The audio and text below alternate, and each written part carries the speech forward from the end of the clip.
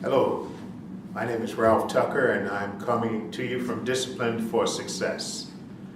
As I've mentioned in previous videos, Disciplined for Success is a program that's designed to help us to manage our lives by managing ourselves.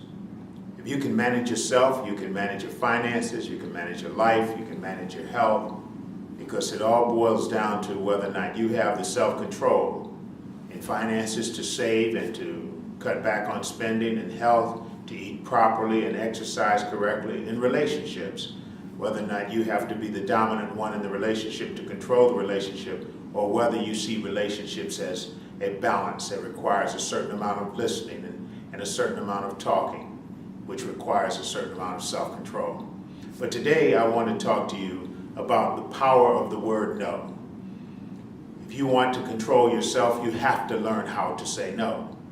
First, you have to learn how to say no to yourself.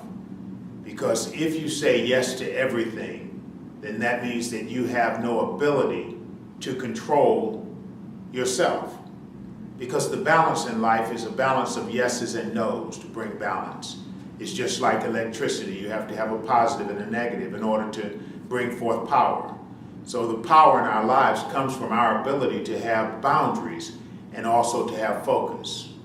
If you remember, those of you who have read any in the Bible, in the beginning God told Adam and Eve that they could eat freely of every tree and herb in the garden except for one. There was one prohibitive. If there's never a prohibitive, there is no power to enjoy what's available to us. I know that's rather deep, so I will try not to go into any philosophical conversation about it. But I would like for you to know that if you have others who are asking you always to do something, and you're always doing what they ask you to do, the more you do, the more others will require of you, the more they will ask of you. And that means that you will not have an agenda of your own. You will always be operating on someone else's agenda. But if God has given you a vision in life, if God has put creativity in you, then the only way to bring that creativity out, the only way to accomplish that mission is to be able to say no to something. I often say that if you cannot say no, you cannot say yes. Whatever you cannot say no to will control you. Whatever you cannot say no to has the potential of becoming your God. And God only wants us to say yes to Him ultimately. The only one that we can never say no to should be God. In order to say no and to understand the power of this, you have to look at the urges that are inside of all of us. As I said in a previous video, I remember riding down the road one day and hearing a McDonald's commercial.